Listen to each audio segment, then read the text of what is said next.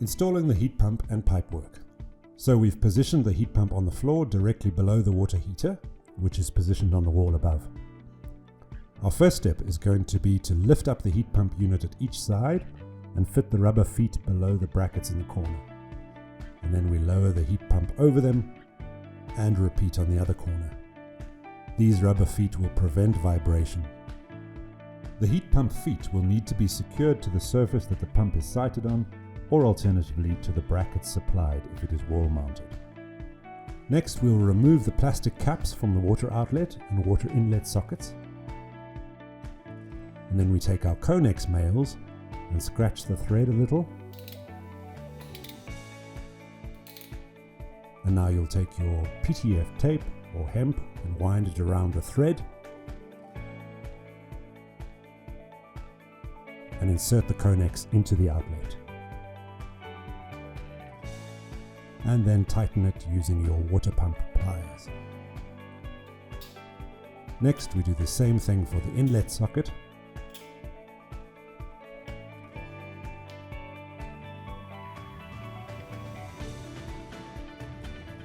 And then we scratch and apply hemp or PTFE tape to 2 conex males and fit them into both ends of your inline strainer.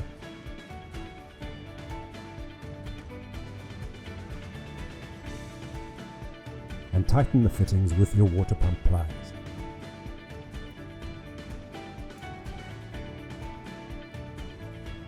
And then we do the same with the 2 ball valves. First we apply hemp or tape, insert the conex males, and tighten the fittings. As you can see, we have pre-cut the pipes to the required lengths in order to speed up the pipework process. We begin by fitting this length into the inlet socket and tighten the fitting. And then next we fit a conex elbow and tighten the first fitting, and then we tighten the other fitting. And next we fit the inline strainer.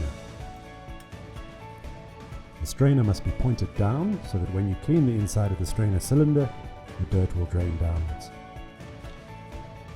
And then we tighten up the join, add our third length of pipe, and fit the lever valve. This will allow us to shut off the water flow when you want to clean the strainer without having to drain or isolate the water heater.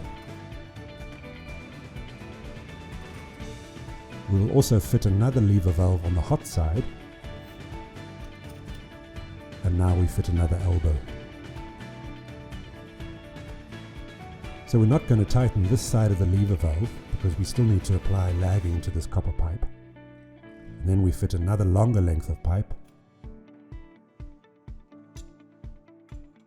And then we fit another longer length of pipe and another elbow to run a final length of pipe up to the water heater. So now your cold pipe running to the heat pump is connected to this double drain cock. Our next step is to remove these 3 lengths of pipe in order to fit R1 lagging around them.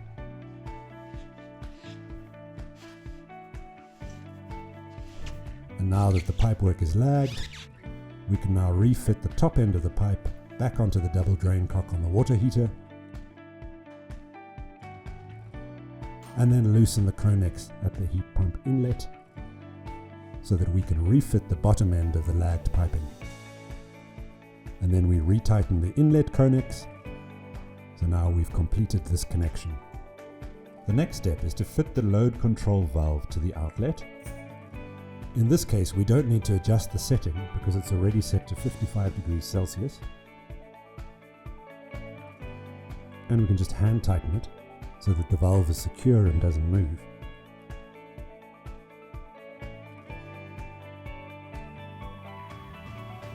And then we add this short length of pipe, to which we fit the second ball valve and tighten it. Next we add another length of pipe, and tighten the ball valve, add an elbow and tighten it,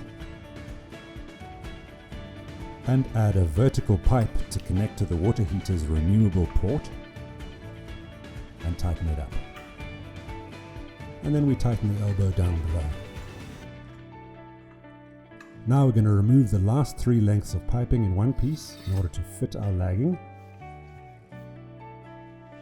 We trim off this piece of lagging after feeling where the pipe is. And then we can refit it to the renewable port. Then we will refit the lower end of the pipework into the ball valve at the bottom. And lastly, we apply some lagging to the short section between the mixing valve and the ball valve.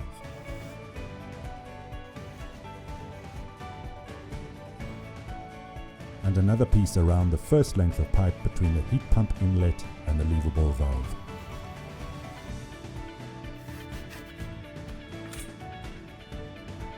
And tape up the gaps in the lagging.